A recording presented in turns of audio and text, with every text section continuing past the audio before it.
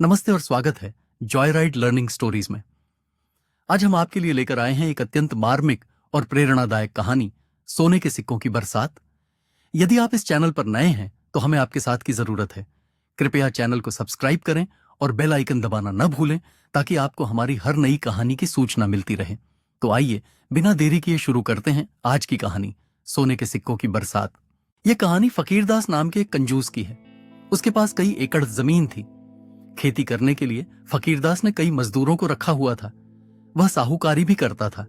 लोगों को कर्ज देकर फकीरदास उनसे मोटा ब्याज ऐंठता था। उसकी कंजूसी ने भी धन जोड़ने में उसकी काफी मदद की। इस तरह वह गांव का सबसे धनी व्यक्ति बन गया। फकीरदास के लिए सिक्कों की खनखनाहट दुनिया की सबसे मधुर आवाज थी। रात में वह अपने बिस्तर पर काले रंग का एक संदूक लेकर बैठता, जिसमें वह अपनी दिन भर की कमाई रखता था। सोने से पहले सारे धन की गिनती करे बिना तो उसे नींद ही नहीं आती थी। फकीरदास के यहाँ एक मजदूर काम करता था। उसका नाम था सुखिया। उसका परिवार फकीरदास से मिलने वाली रोज की मजदूरी पर ही अपना पेट भरता था। लालची फकीरदास जेब से कभी रुपया निकालकर खुश नहीं था। पैसे न खर्च करने के लिए वह बहाने बनाता रहता। एक बार फकीरदास ने सुखिया को कई दिनों की मजदूरी नहीं दी।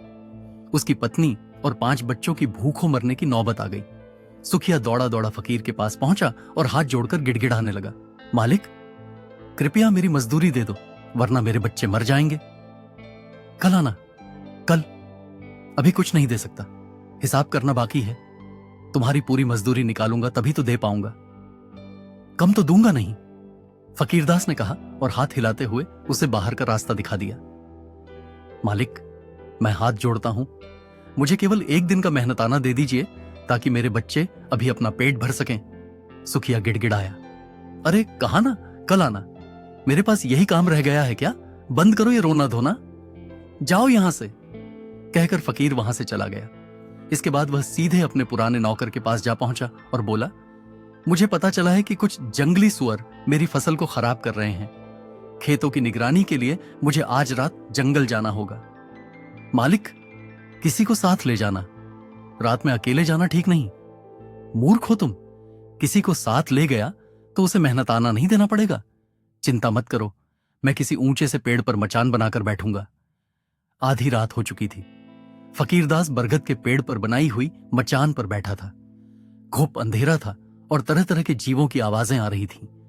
फकीर ने देखा कि बरगद के पेड़ के नीचे एक ओर अचानक हल्का सा प्रकाश बिखरने लगा है। उस रोशनी में न जाने कहां से एक ईश्वरीय आभा बनने लगी। फकीर अपनी आंखों पर विश्वास नहीं कर पा रहा था। यह सृष्टि के रचयिता भगवान ब्रह्मा थे, जो एक मंच पर विराजमान थे। देखते ही देखते उनके सामने 3 पुरुष भी प्रकट हो गए। 1 माह के बाद आज पूर्णिमा की रात हम फिर यहां एकत्र हुए हैं। अब आप मुझे अपने अपने क्षेत्र के विकास से अवगत कराएं। स्वर्गदूत, पहले आप कहिए, स्वर्गलोक का क्या समाचार है? ब्रह्मा जी ने कहा, सब कुशल है ब्रह्मदेव, सभी प्रसन्न हैं। उनमें से एक पुरुष बोला, शुभ समाचार है, अति उत्तम। नरकदूत, अब आप बताइए, नरकलोक में सब कैसा चल रहा है? ब्रह्मा जी ने वहीं बैठे दूसरे पुरुष से पूछा। कुछ विशेष नहीं है ब्रह्मदेव। नरकवासी अपने पापों का प्रायश्चित कर जल्द से जल्द वहां से छुटकारा पाने की प्रतीक्षा कर रहे हैं। इसके बाद ब्रह्मदेव ने तीसरे पुरुष की ओर देखा और बोले, आप बताइए पृथ्वी दूत, पृथ्वी पर क्या हो रहा है? हे देव, पृथ्वी के अधिकांश भागों पर लोग आनंदमय जीवन व्यतीत कर रहे हैं। बस नजदीक के गांव में एक गंभीर समस्या खड़ी है। वह गांव फकीरदास नाम के एक निर्दयी व्यक्ति के दुर्व्यवहार और कुकर्मों से प्रताड़ित है।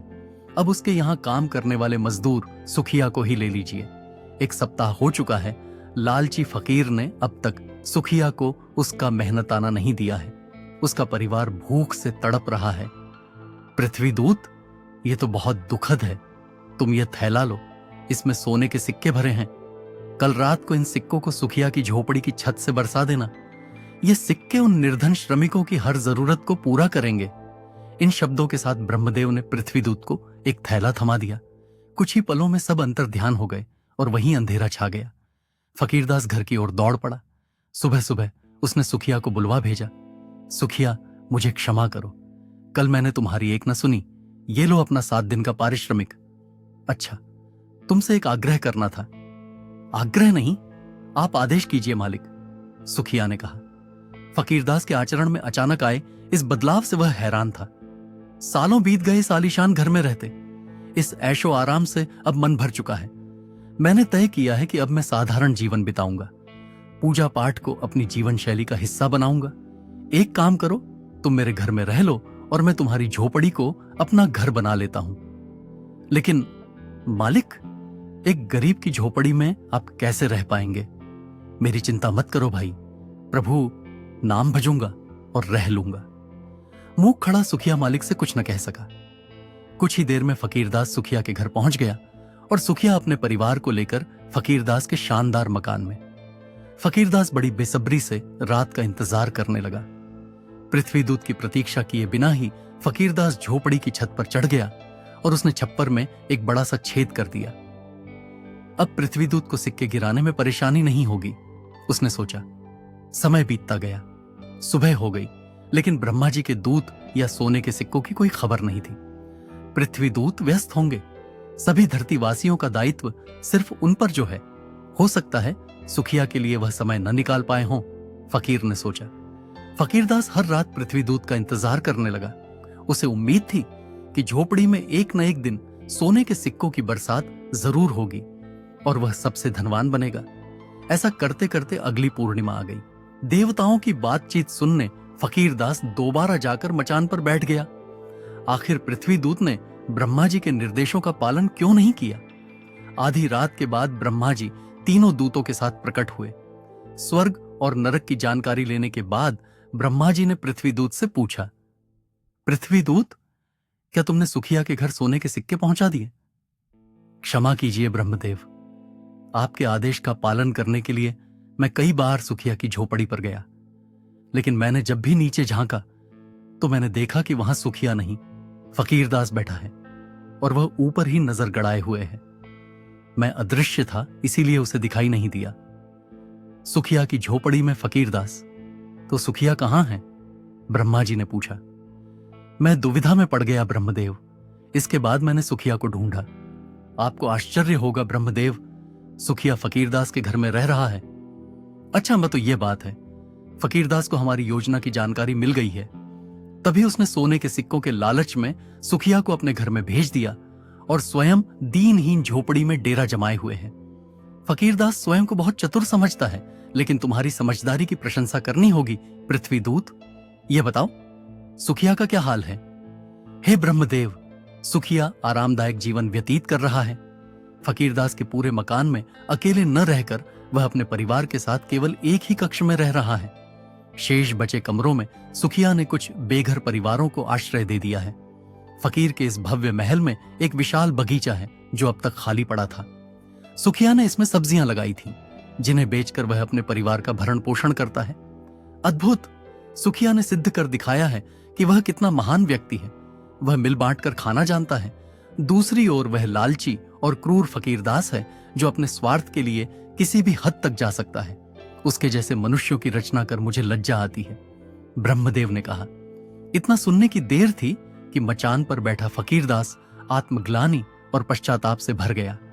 वह तुरंत मचान से उतरा और ब्रह्मा जी के चरणों में गिरकर बोला, हे ब्रह्मदेव, मैं ही हूं वह नीच मनुष्य फकीर। क्षमा करो ब्रह्मदेव, क्षमा करो। मैंने बहुत पाप किए हैं। सुखिया के परोपकारों ने मेरी आंखें खोल दी। मैं अपने पापों का प्रायश्चित किस तरह करूं? अपराध का बोध होना प्रायश्चित की ओर पहला कदम है। निर्णय तुम्हें लेना है।